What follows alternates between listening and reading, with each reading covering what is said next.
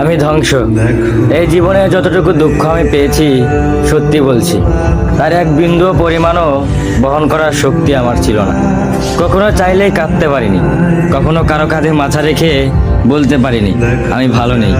তাই নিজের ভিতরেই সব জমিয়েছি হাসি মুখের আড়ালে, নীরবতার গভীরে।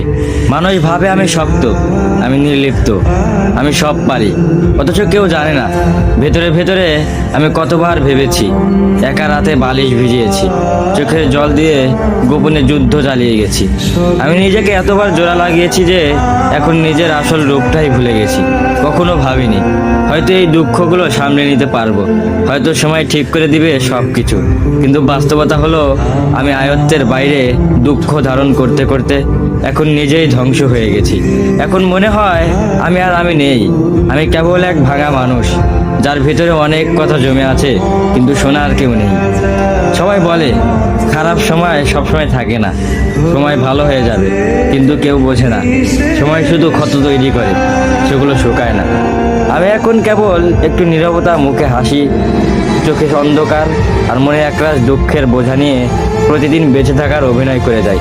আমি ধ্বংস হয়েছি, তবু মুখে বলি আমি ভালো আছি।